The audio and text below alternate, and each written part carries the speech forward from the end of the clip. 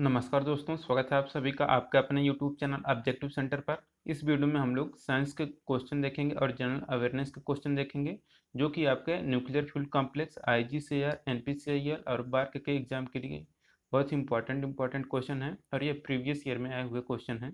तो चलिए स्टार्ट करते हैं। ये जो पेपर है ये हमारा एनपीसीआईएल का ऑफिशियल पेपर है। तो यहाँ पर 21 नंबर का क्वेश्चन है, which of the following gas is not found in air. हवा में कौन सी गैस नहीं पाई जाती है? ऑप्शन है हाइड्रोजन, ऑक्सीजन, नाइट्रोजन और हीलियम। तो देखिए, हवा में जो गैस नहीं पाई जाती है वह है हाइड्रोजन। क्यों? क्योंकि देखिए, हाइड्रोजन जो है हल्की गैस होती है और हल्की होने की वजह से क्या होता है कि वायुमंडल में बहुत कम मात्रा में पाई जाती है, और ये ज़्यादातर हल्की होने के कारण ये वायुमंडल में ऊपरी सतह पर चली पाई जाती है। इसलिए आप लोग देखते होंगे, जो हाइड्रोजन रहता है यह गुब्बारे में भरा जाता है और इसे अगर हम लोग छोड़ देते हैं गुब्बारे को, तो ये हमारा ऊपर उठ जाता है, ऊपर उड़ने लगता है।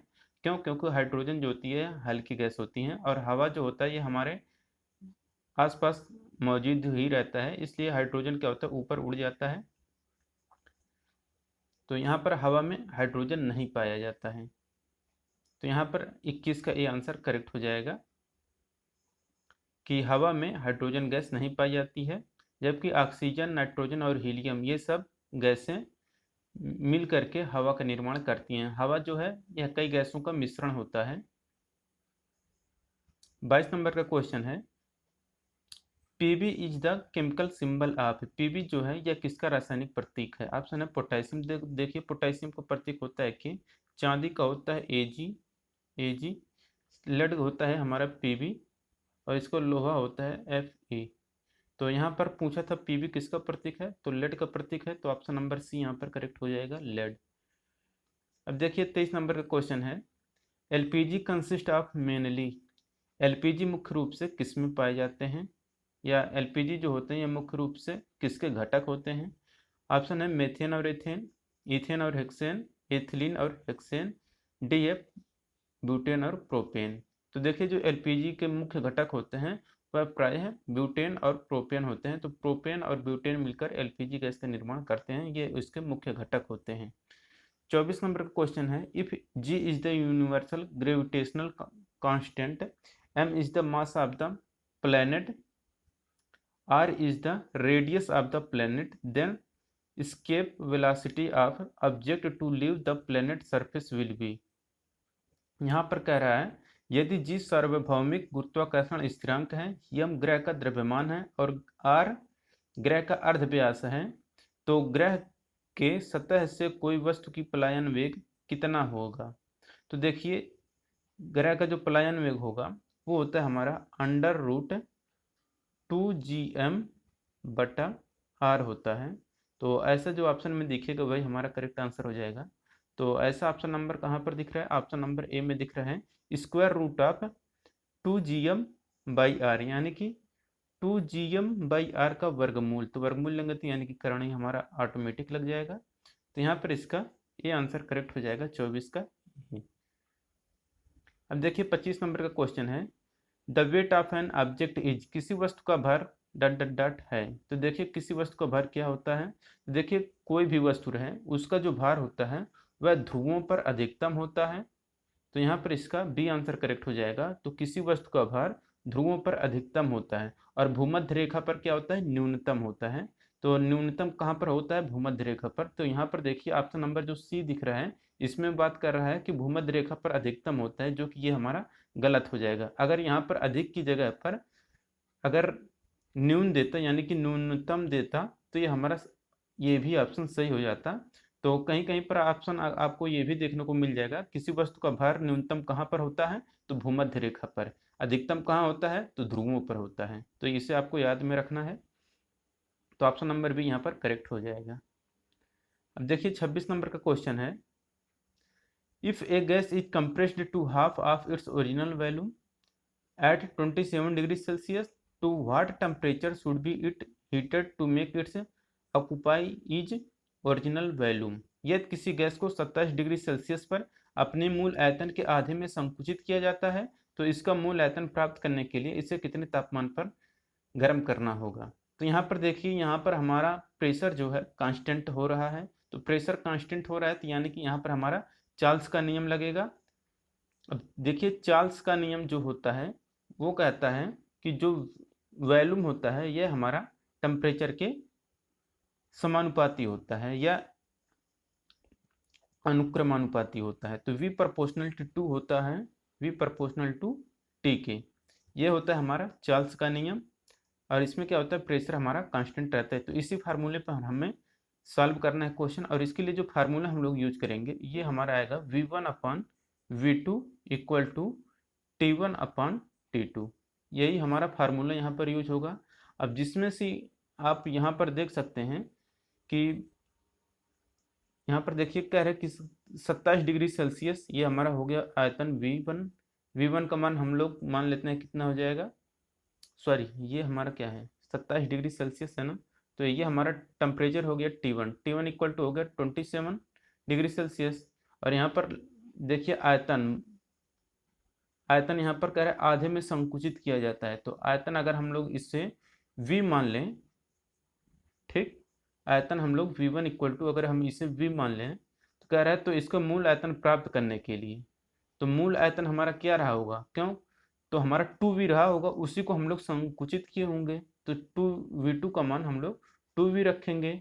क्यों, क्योंकि यहाँ पर देखिए पूछा गया है यदि किसी गैस को 27 डिग्री सेल्सियस पर अपने मूल आयतन के आधे में संकुचित किया जाता है, तो आधे में अगर हम लोग संकुचित कर रहे हैं तो हमारा ओरिजिनल वाला कितना रहा होगा 2V रहा होगा, तो वही हमारा यहाँ पर V2 का मान 2 हो गया 2V, और यहाँ पर जो हमारा संकुचित कर रहे हैं वो हमारा V है। तो यहाँ पर T2 कह रहा है T2 का मान कितना होगा, तो T2 का मान यही आपको बताना है। तो यहाँ पर हमने जो फार्मूला आपको बताया था वही फार्मूले पे आपको रखना है, बट रखने से पहले आप लोग जान लीजिएगा कि यहाँ पर जो भी इस फार्मूले पे हम लोग सॉल्व करते हैं वो हमेशा केल्विन टेम्परेचर पर ही सॉल्व करते हैं, ना कि डिग्री सेल्सियस पे। और हमें डिग्री सेल्सियस जो टेम्परेचर होता है इससे हम लोग केल्विन में बदलने के लिए क्या करते हैं 273 ऐड कर देते हैं डिग्री सेल्सियस में, तो ये हमारा क्या हो जाता है केल्विन में हो जाता है, ठीक। तो इतना आपको याद रखना है। तो यहाँ पर देखिए हमें पता चल गया था कि V1 इक्वल टू V था, V2 इक्वल टू 2V था, T1 इक्वल टू यहाँ पर दिया गया था 27 डिग्री सेल्सियस। इसके बाद T2 का मान हमें बताना था, यहाँ पर सॉल्व कराना थोड़ा संभव नहीं हो पा रहा है लेकिन हम आपको बता दे रहे हैं। और यहाँ पर देखिए अब हम फार्मूला क्या रखेंगे V1/V2, तो V1 का मान V हो गया, V2 का मान हमारा है 2V, इसके बाद T1 है, T1 का मान यहाँ पर कितना है 27 है, तो 27 को अगर हम लोग 273 जोड़ेंगे तो ये हमारा कितना आ जाएगा, तो 73 और 27 यानी कि 300 केल्विन आ जाएगा। तो 300 केल्विन हमारा ये हो जाएगा। और इसको यहाँ पर नीचे T2 का मान हमें ज्ञात करना है, तो T2 का जो मान आएगा ये हमारा केल्विन में आएगा, क्यों, क्योंकि हमने ऊपर जो टेम्परेचर रखा है वो केल्विन में रखा है। तो इतना इक्वेशन हमारा बनेगा। अब देखिए यहाँ पर V से V कट जाएगा, और इसके बाद यहाँ पर देखिए 2 का गुणा यहाँ पर 300 में हो जाएगा, तो हमारा क्या हो जाएगा T2 इक्वल टू 600 आ जाएगा। अब देखिए यहाँ पर T2 का मान आ गया हमारा 600, किस में आया, ये हमारा केल्विन में आया हुआ है। अब ये जो केल्विन में आया हुआ है तो अब इसे हम लोग क्या करेंगे, केल्विन से हम लोग इसे डिग्री सेल्सियस में बदलेंगे जब, तो 600 में से हम लोग 273 घटा देंगे। जब 273 घटाएंगे तो हमारा मान किस में आ जाएगा केल्विन में आएगा। अब 600 में से जब 273 घटाएंगे तो हमारा 327 आ जाएगा, और ये हमारा किस में हो जाएगा डिग्री सेल्सियस में। तो ये हो गया हमारा डिग्री सेल्सियस। तो 327 डिग्री सेल्सियस हमारा ऑप्शन नंबर ए दिख रहा है, तो ऑप्शन नंबर ए यहाँ पर करेक्ट हो जाएगा। अब देखिए 27 नंबर का क्वेश्चन कर रहा है which one of the following type of wave are used in a night vision apparatus। Night vision उपकरण में निम्न में से कौन सी तरंगों का उपयोग किया जाता है। ऑप्शन है रेडियो तरंग, माइक्रोवेव तरंग, infrared wave, none of these. तो देखिए नाइट विजन उपकरण में हम लोग जो तरंगें यूज करते हैं वह तरंग रहता है हमारा इंफ्रारेड वेव। तो 27 की यहाँ पर सी आंसर करेक्ट हो जाएगा इंफ्रारेड वेव। अब 28 नंबर का क्वेश्चन है in atomic nucleus proton and neutron are confined together by which force. यहाँ पर कह रहा है एक परमाणु नाभिक में प्रोटॉन और न्यूट्रॉन एक साथ किस बल द्वारा बद्ध किए जाते हैं। तो परमाणु नाभिक में जो प्रोटॉन और न्यूट्रॉन एक साथ बद्ध किए जाते हैं वो किसके साथ उसमें क्या कौन सा बल लगता है ना, ये बल लगता है। तो यहाँ पर ऐसा कोई भी ऑप्शन आपको नहीं दिख रहा होगा। यहाँ पर कह रहा है इलेक्ट्रोचुंबकीय बल, ये तो लगेगा नहीं। गुरुत्वाकर्षण बल, ये जो पृथ्वी द्वारा लगता है इसमें लगेगा। कह रहे कमजोर परमाणु बल, कमजोर परमाणु बल नहीं लगता है। ये लगभग अगर लगेगा भी तो स्ट्रांग लगेगा। ठीक, तो ये भी हमारा नहीं होगा, क्योंकि वीक तो होगा नहीं, होगा तो स्ट्रांग वाला होगा। तो यहाँ पर डी आंसर करेक्ट हो जाएगा, इनमें से कोई भी नहीं। तो 28 के यहाँ पर डी आंसर करेक्ट हो जाएगा। अब देखिए 29 नंबर क्वेश्चन है, an object of mass of 10 kg is moving at a velocity of 3 metre per second, the kinetic energy of the object is in joule. तो जूल में बताना है कि आपको 10 किग्रा द्रव्यमान का एक वस्तु 3 मीटर पर सेकंड की गति से चल रहा है, तो वस्तु की गतिज ऊर्जा जूल में कितनी होगी। तो हमें देखिए, हमें पता है काइनेटिक एनर्जी के इक्वल टू होता है हाफ एम वी स्क्वायर, ये हमारा फार्मूला होता है। इसी फार्मूले पे हम रख देंगे। 1/2 एम का मान यहाँ पर 10 दिया गया है, वी का मान दिया गया है 3 मीटर पर सेकंड, 3 का स्क्वायर करेंगे तो ये हमारा 9 आ जाएगा। 2 से 10 काटेंगे तो ये हमारा 5 आ जाएगा, 5 का गुणा 9 में करेंगे तो 45 आ जाएगा। तो ऑप्शन नंबर बी यहाँ पर करेक्ट हो जाएगा, 45 जूल करेक्ट हो जाएगा। अब देखिए 30 नंबर का क्वेश्चन यहाँ पर कह रहा है, which of the following is not the characteristic show by hydrogen, निम्नलिखित में से कौन सा हाइड्रोजन द्वारा दिखाया गया गुण नहीं है। ऑप्शन है इट बर्न्स इन एयर, यह हवा में जलता है, ये बिल्कुल सही है। दूसरा कह रहा है यह दहन का समर्थन करता है, यानी कि इट सपोर्ट कंबस्शन, नहीं, यह दहन का समर्थन नहीं करता है। हाइड्रोजन दहन का समर्थन नहीं करता है, बल्कि जो ऑक्सीजन रहता है वह दहन का समर्थन करता है। तो यहाँ पर इसका बी आंसर करेक्ट होगा, क्योंकि यही ऑप्शन जो है हाइड्रोजन का नहीं है, बल्कि यह ऑक्सीजन का काम होता है कि ऑक्सीजन क्या करता है, सपोर्ट करता है कंबस्चन को। तो यह हाइड्रोजन का काम नहीं होता है, बल्कि ऑक्सीजन का काम होता है। तो यहाँ पर इसका बी आंसर करेक्ट हो जाएगा। बाकी यह आसानी से फ्लोरीन और क्लोरीन के साथ जुड़ती है, ये भी सही है। और यह हाइड्राइड बनाने वाली लगभग सभी धातुओं के साथ भी जुड़ती है, ये भी सही है। तो यहाँ पर गलत हमारा क्या हो जाएगा कि यह दहन का समर्थन करता है, ये गलत है। क्यों? क्योंकि यह ऑक्सीजन का काम होता है, हाइड्रोजन का नहीं।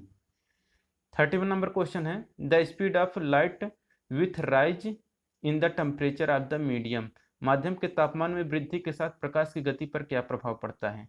देखिए यहाँ पर टेम्परेचर की बात कर रहा है कि अगर वृद्धि करेंगे टेम्परेचर में तो प्रकाश की गति पर क्या प्रभाव पड़ेगा। तो देखिए अगर प्रकाश की गति का प्रभाव यहाँ पर देखेंगे टेम्परेचर पर से, तो टेम्परेचर से कोई प्रभाव नहीं पड़ता है प्रकाश की गति पर। तो प्रकाश की गति वही रहेगी आपका 3×10⁸ मीटर पर सेकंड जो होता है, सेम वही का वही रहेगा, चाहे टेम्परेचर कितना भी घटा बढ़ा ले।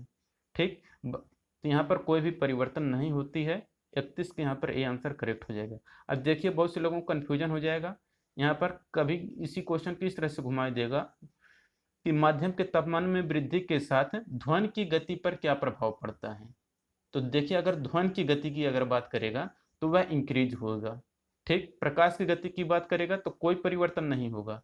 तो ये वाला ऑप्शन सही हो जाएगा प्रकाश के लिए। बट यहाँ पर जो बढ़ती है ये हमारा ध्वनि के लिए सही होता है। क्यों होता है ध्वनि के लिए? तो देखिए ध्वनि जो होता है इसमें क्या कह रहा है कि माध्यम का जो तापमान है ना, तो माध्यम में क्या होते हैं, कण होते हैं। और कण जो होते हैं इनको जब हम लोग क्या है कि टेम्परेचर बढ़ाएंगे तो ये जो कण रहते हैं इनकी काइनेटिक एनर्जी बढ़ जाती है, और जैसे काइनेटिक एनर्जी बढ़ेगी इनके जो कण रहेंगे माध्यम के कण, ये क्या होते हैं, आपस में तेजी से मूव करने लगते हैं। क्योंकि इनके पास गतिज ऊर्जा हो जाती है। गतिज ऊर्जा अधिक होने के कारण ये लोग इधर उधर तेजी से कंपन करने लगते हैं, और जब ये कंपन करेंगे तो इनकी स्पीड बढ़ जाएगी, और उसमें एयर जो होता है तो उसमें क्या होता है, ध्वनि की चाल बढ़ जाएगी। क्योंकि वहाँ पे जो माध्यम के कण रहते हैं वह तेजी से गति करने लगते हैं। तो वहाँ पर हमारी इंक्रीज वाली ऑप्शन सही हो जाती है। तो इंक्रीज वाला ऑप्शन कब सही होगा, तो यह ध्वनि के मामले में सही होगा। लेकिन प्रकाश के मामले में कौन सा सही होगा, कोई परिवर्तन नहीं होगा। ठीक, इस बात को आप लोग ध्यान में रखिएगा। अब देखिए 33 नंबर का क्वेश्चन है, what is the chemical name of baking soda, baking soda का रासायनिक नाम क्या है। तो देखिए बेकिंग सोडा को हम लोग क्या होता है कि यह सोडियम बाइकार्बोनेट होता है।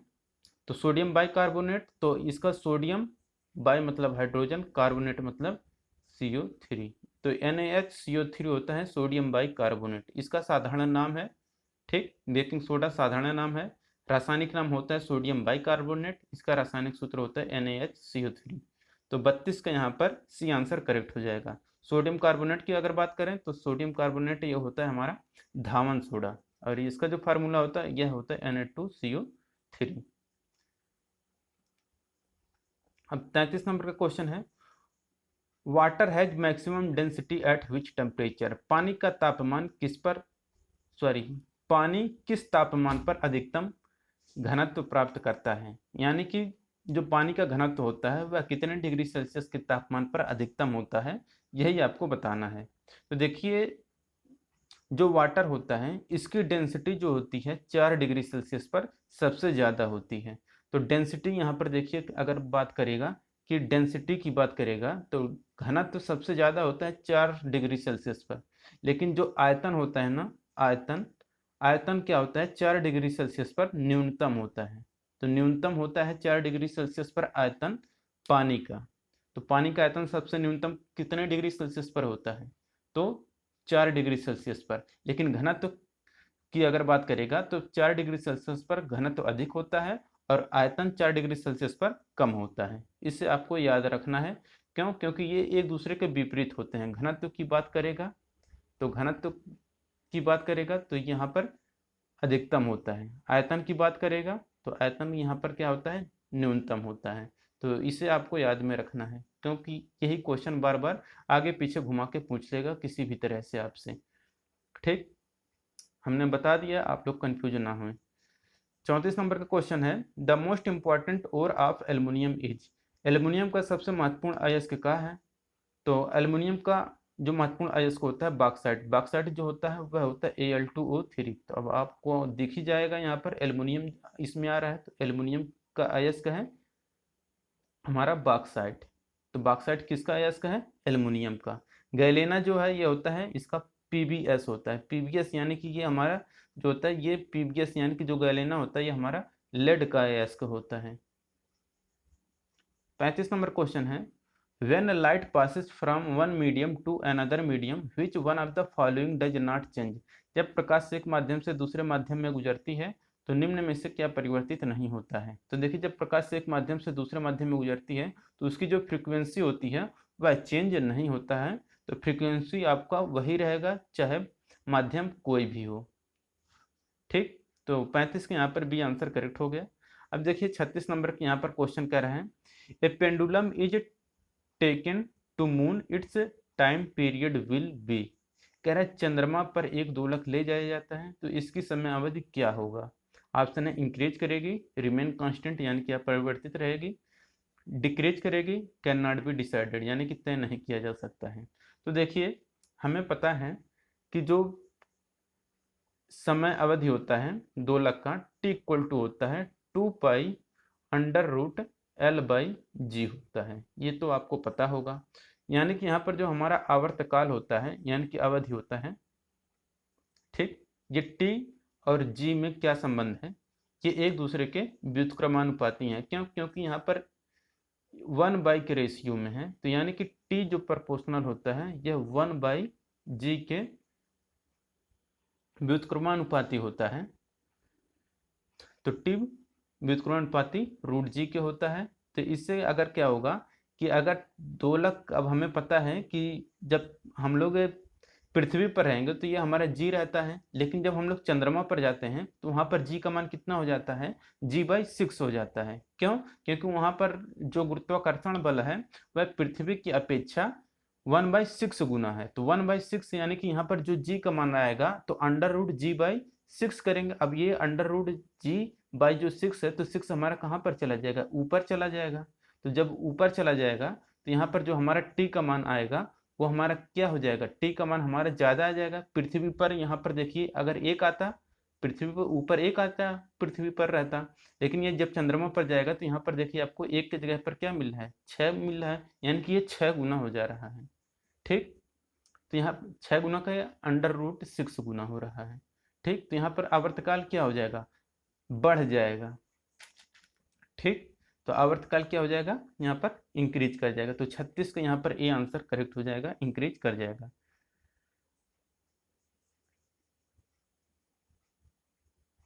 अब देखिए यहाँ पर 37 नंबर का क्वेश्चन है। 37 नंबर क्वेश्चन कर रहा है, wheatstone bridge is use to accurate measurement of. Wheatstone bridge किसका सटीक मापन के लिए उपयोग किया जाता है। तो आपको भी पता होगा, जो व्हीट स्टोन ब्रिज यूज करते हैं हम लोग रेजिस्टेंस के मापन के लिए करते हैं या प्रतिरोध के मापन के लिए करते हैं। यहाँ पर इसका ए आंसर करेक्ट हो जाएगा, इसे समझाने की कोई इसमें जरूरत है नहीं। 38 नंबर का क्वेश्चन है, the change of frequency of sound of a moving object the respect with respect to observer is known as. पर्यवेक्षक के संदर्भ में एक चलती वस्तु की ध्वनि की आवृत्ति में परिवर्तन के रूप में कौन सा नियम या प्रभाव जाना जाता है। तो देखिए, पर्यवेक्षक के संदर्भ में एक चलती हुई ध्वनि की आवृत्ति में परिवर्तन जो होता है यह डॉपलर प्रभाव से हमें पता चलता है। तो डॉपलर प्रभाव के द्वारा इसकी हम लोग व्याख्या करते हैं। जैसे कि आप लोग एग्जाम्पल ले लीजिए, जब कोई ट्रेन रहती है, दूर रहता है, तो इसकी हमें जो आवृत्ति रहती है ट्रेन की उस समय कम होती है, तो हमें धीमे सुनाई देती है। और जैसे ही वह ट्रेन हमारे पास आती है तो उसकी ध्वनि हमें तेज सुनाई देने लगती है। और यही जो ध्वनि का धीमा और ज़्यादा होता है, ये किससे हम लोग तय करते हैं, डॉपलर प्रभाव से। तो डॉपलर प्रभाव के कारण हमें पता चल पाता है कि अगर कोई वस्तु दूर है तो उसकी ध्वनि की आवृत्ति जो होती है वह कम होती है और हमें धीमा सुनाई देती है, और जब वही हमारे पास आ जाती है तो उसकी आवृत्ति ज़्यादा हो जाती है, तो वो हमें ज़्यादा तेज सुनाई देती है। तो इसकी जो व्याख्या की जाती है डॉपलर प्रभाव के द्वारा की जाती है। तो ये हमारा सी आंसर करेक्ट हो गया।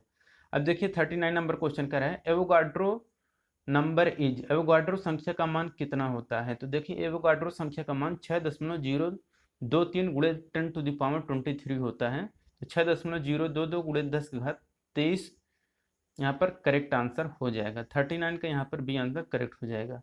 यहाँ पर दशमलव के 5 अंक तक दिया गया है, लेकिन कहीं कहीं पर 6.023 आपको देखने को मिल जाएगा या 6.022 देखने को मिल जाएगा। अब देखिए यहाँ पर 40 नंबर क्वेश्चन है, फलों को पकाने के लिए निम्नलिखित में से कौन सा रसायन उपयोग किया जाता है। तो फलों को पकाने के लिए हम लोग जो रसायन यूज करते हैं वह होता है हमारा कैल्शियम कार्बाइड, जो कि इस समय आप आम खा रहे होंगे और उसमें जो हम लोग आम को पकाते हैं कैल्शियम कार्बाइड के द्वारा पकाते हैं। तो देखे होंगे देहातों में जो रहता है उस पर क्या होता है, चूने की तरह, उस पर धूल की तरह लगा रहता है, चूने की तरह। तो वही होता है हमारा कैल्शियम कार्बाइड। तो कैल्शियम कार्बाइड CaC2, यही होता है इसका रासायनिक सूत्र, कैल्शियम कार्बाइड CaC2। अब देखिए सामान्य जागरूकता, यानी कि यहाँ पर हमारा जीके और करंट अफेयर के क्वेश्चन देखने को मिलेंगे। 41 नंबर का क्वेश्चन है, कह रहा है in recent past very large number of people fled from Myanmar, name the state of Myanmar from where they left their country. हाल ही में म्यांमार से बड़ी संख्या में लोग देश छोड़कर भाग गए। म्यांमार के उस राज्य का नाम बताएं जहां से इन्होंने देश छोड़ा। तो देखिए जहां से इन्होंने देश छोड़ा वह है राखीन। तो 41 यहाँ पर बी आंसर करेक्ट हो जाएगा, राखीन। 42 नंबर क्वेश्चन कह रहा है यहाँ पर, capital of Belgium is. Belgium की राजधानी क्या है। तो आपको भी पता होगा जो बेल्जियम की राजधानी होती है वह ब्रुसेल से होती है। तो ऑप्शन नंबर डी यहाँ पर करेक्ट हो जाएगा। 43 नंबर क्वेश्चन कह रहा है chief minister of Sikkim is. Sikkim के मुख्यमंत्री का नाम क्या है। तो देखिए ये करंट अफेयर पुराना हो चुका है। तो सिक्किम के वर्तमान में जो मुख्यमंत्री हैं वह प्रेम सिंह तमांग हैं, इसे आप लोग याद रखिएगा। अब देखिए 44 नंबर क्वेश्चन है, भारत और फ्रांस के बीच राफेल सौदे के संबंध में उठाया जा रहा है जो प्रश्न, मूल रूप से राफेल क्या है। तो देखिए उस समय क्या था, जब ये पेपर था तो उस समय राफेल बहुत ज़्यादा चर्चा में था। आपको भी पता होगा कि राफेल जो है तो क्या था, वो हमारा लड़ाकू विमान था, फाइटर प्लेन। तो लड़ाकू विमान था हमारा राफेल। अब देखिए यहाँ पर 45 नंबर का क्वेश्चन है, कह रहा है name of the Thailand cave where its junior soccer team got trapped recently. यानी कि थाईलैंड के गुफा का नाम क्या है जहां इसकी जूनियर फुटबॉल टीम हाल ही में फंस गई थी। तो यह था थम लुआंग था। तो ऑप्शन नंबर सी यहाँ पर 45 का सी आंसर करेक्ट हो जाएगा। देखिए 46 नंबर क्वेश्चन कर रहे हैं, which port of Sri Lanka has been handed over the Chinese company to pay its डेब्ट। श्रीलंका के किस बंदरगाह को चीनी कंपनी को अपना कर्ज चुकाने के लिए सौंप दिया गया है? तो वो हमारा हम्बनटोटा बंदरगाह है। तो यहाँ पर इसका ये आंसर करेक्ट हो जाएगा, हम्बनटोटा। कह रहा है which river passes over Ujjain city. Ujjain city जो है यह किस नदी के किनारे स्थित है? तो देखिए ये हमारा है शिप्रा या क्षिप्रा नदी के किनारे। तो यहाँ पर शिप्रा भी मिल जाएगा, कहीं कहीं पर आपको इस तरह से क्षिप्रा नदी भी देखने को मिल जाएगा। तो ऑप्शन नंबर बी यहाँ पर करेक्ट हो जाएगा। अब देखिए यहाँ पर 48 नंबर क्वेश्चन कह रहा है FIFA 2018 world cup winner country कौन है? तो फीफा 2018 विश्व कप का जो विजेता है वह है फ्रांस। 49 नंबर क्वेश्चन है which indigenously developed missile has longest range. किस स्वदेशी विकसित मिसाइल की सबसे लंबी मारक क्षमता होती है? तो अग्नि की है। अंतर्राष्ट्रीय श्रम संगठन का मुख्यालय कहाँ पर स्थित है, यानी कि where the headquarter of International Labour Organization is situated? तो यह है जिनेवा में। तो अंतर्राष्ट्रीय श्रम संगठन का मुख्यालय जिनेवा में है। तो दोस्तों यहाँ पर हमारे ये क्वेश्चन खत्म होता है, जर्नल साइंस और अवेयरनेस का क्वेश्चन। अगर ये वीडियो आपको अच्छा लगा हो तो वीडियो को जरूर लाइक करें और अपने दोस्तों के साथ शेयर करें। मिलेंगे नेक्स्ट वीडियो में। Thank you.